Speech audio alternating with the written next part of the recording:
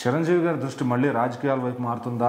మరి ఆయనైతే జై జనసేన అనటం వెనుక ఆయన ఆలోచన ఏంటి, ఆంతర్యం ఏమిటి? ఇప్పుడు జనసేన శ్రేణుల్లో కానీ అటు మెగాభిమానుల్లో కానీ ఒక ఉత్కంఠ అయితే నెలకొందనమాట.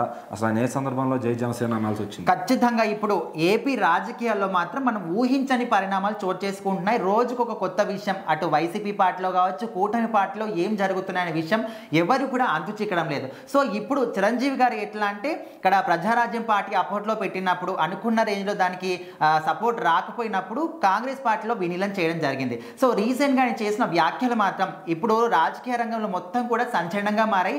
మళ్ళీ రాజకీయ రంగంలోకి పవన్ కళ్యాణ్ గారితో పాటు చిరంజీవి గారు కూడా అడుగు పెట్టబోతున్నారనే కొత్త అనుమానాలు కూడా వస్తున్నాయి. ఎందుకంటే ఈ మధ్య కాలంలో బీజేపీ తరపున కేంద్రం నుంచి కూడా చిరంజీవి గారికి మంచి సపోర్ట్ వస్తుంది. వాళ్ళు ఎక్కడ ఏ సభ పెట్టినా, పార్టీకి సంబంధించిన ఏ మీటింగ్ పెట్టినా కూడా ఖచ్చితంగా ఇక్కడ చిరంజీవి గారిని ఇక్కడ పిలుస్తున్నారు, సన్మానిస్తున్నారు, కొన్ని కీలక బాధ్యతలు కూడా అప్పగిస్తామని కూడా చెప్తున్నారు. అయితే పవన్ కళ్యాణ్ గారి ఒక ఆలోచన కూడా ఏ విధంగా అంటే, ఆయనతో పాటు ఆయన ఒక 10 సంవత్సరాల పాటు కష్టపడి వచ్చినప్పటికీ కూడా ఇప్పుడు డిప్యూటీ సీఎం హోదాలో ఉన్నారు. తనతో పాటు వాళ్ళ అన్నలకు కూడా ఒక మంచి హోదాలో కూర్చోబెట్టాలని ఒక ఆలోచన కూడా ఆయన ఉన్నట్టు తెలుస్తుంది. అదేవిధంగా నాగబాబు గారిని కూడా మంత్రివర్గంలోకి, అదేవిధంగా రాజ్యసభ సీట్ అంటున్నారు. ఇప్పుడు ఏకంగా ఎంపీ గారిని కూర్చోబెట్టాలని ఒక ఆలోచనలో కూడా ఉన్నట్టు తెలుస్తుంది. సో మరి అది కూడా వర్కౌట్ అవుతుందా లేదని చాలా మంది కూడా దానికోసం ఆసక్తిగా వెయిట్ చేస్తున్నారు.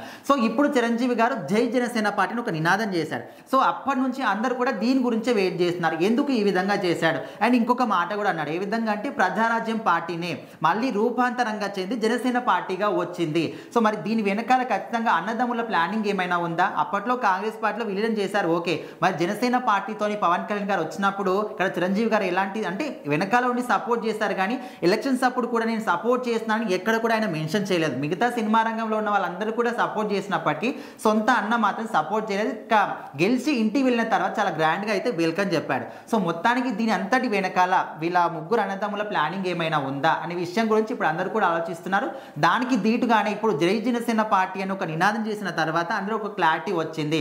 అండ్ బీజేపీ పార్టీ తరఫున కూడా ఒక కీలకమైన బాధ్యత అప్పగించాలని కేంద్రం నుంచి అనుకుంటున్నారు. కాబట్టి ఖచ్చితంగా దాని తరఫున కూడా ఇంకా ఏదైనా ఒక మంచి పదవి వచ్చే అవకాశం కూడా కనిపిస్తుందని కూడా చాలా మంది అనుకుంటున్నారు. సో మొత్తానికి చిరంజీవి గారు కూడా మళ్ళీ పార్టీలోకి, రాజకీయాల్లోకి అడుగు పెట్టబోతున్నాడని ఒక న్యూస్ మాత్రం, అదొకటి మాత్రం క్లారిటీ వచ్చేసింది. సో దీని మీద మీరేమనుకుంటున్నారు ఖచ్చితంగా కామెంట్ చేయండి.